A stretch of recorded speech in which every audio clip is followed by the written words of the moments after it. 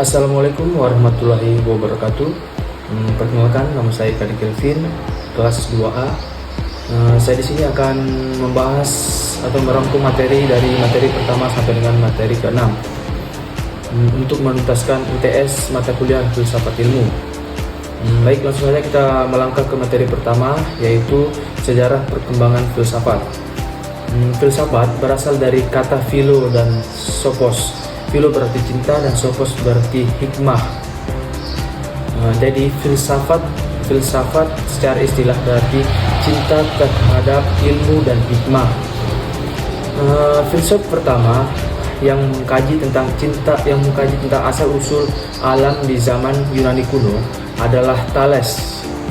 Ia mengatakan bahwa asal alam adalah air karena unsur terpenting bagi setiap makhluk hidup adalah air. Memasuki periode pertengahan, filsafat mengalami kemunduran diakibatkan adanya doktrin dari pihak-pihak gereja yang menjadi pemegang otoritas pada masa itu. Kemudian pada masa periode modern mulai kembali berkembang kembali berbagai pemikiran rasionalisme, empirisme, dan kritisme di samping ajaran-ajaran gereja yang mulai memudar. Lanjut materi yang kedua, yaitu ruang lingkup ilmu pengetahuan.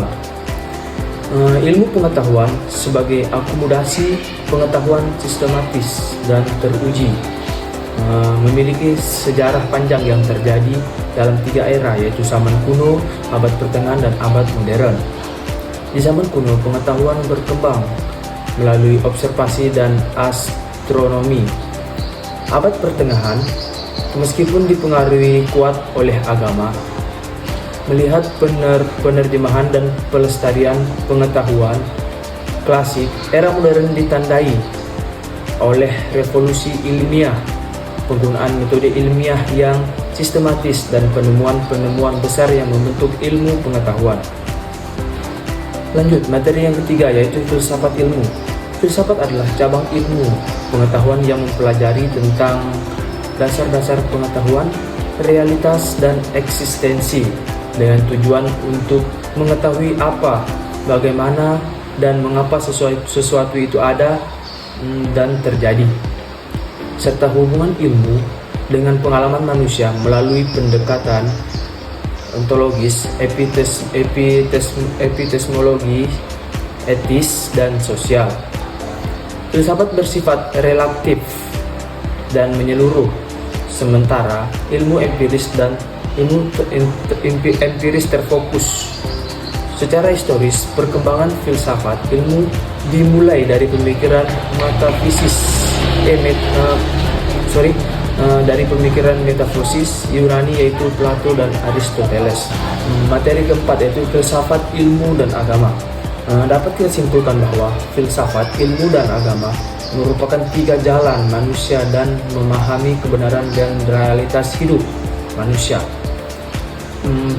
Filsafat berupaya mencari hakikat segala sesuatu melalui akal budi, berpikir radikal, logis, dan universal. Ilmu bertujuan memperoleh kebenaran melalui metode sistematis, observasi, eksperimen, dan analisis empiris. Agama memberikan pedoman hidup berdasarkan wahyu yang mengatur hubungan manusia dengan Tuhan, sesama, dan lingkungan. Materi yang kelima, yaitu fakta dan kebenaran ilmiah. Fakta adalah pernyataan yang dapat dibuktikan kebenarannya melalui bukti dan data, sedangkan kebenaran ilmiah adalah kesesuaian antara pernyataan dan kenyataan yang diperoleh melalui metode ilmiah, sistematis, dan terstruktur. Kebenaran ilmiah memiliki 5 sifat, yaitu sifat objektif, terbuka, sistematis, dan dapat diuji dan dapat direvisi. Buktinya, suatu kebenaran ilmiah dapat berupa data empiris, pengamatan secara langsung, eksperimen terkontrol, analisis statistik, replikasi, dan per-review.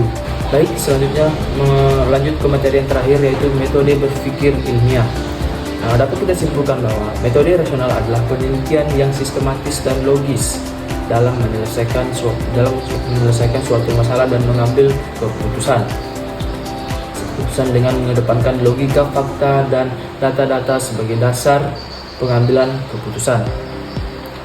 Metode ini menekankan pada suatu analisis yang terstruktur dan evaluasi objektif untuk mencapai hasil yang optimal. Dalam filsafat ilmu, metode ilmiah adalah proses sistematis yang digunakan oleh ilmiah untuk mengembangkan dan menguji teori-teori ilmiah, mencapai kesimpulan yang valid dan memecahkan masalah secara efektif. Logika dapat membantu kita untuk berpikir secara rasional, sistematis, dan terstruktur. Baik, mungkin itu saja pembahasan materi pada hari ini. Semoga apa yang saya jelaskan dapat diterima, dan saya akhiri dengan ucapan Assalamualaikum warahmatullahi wabarakatuh.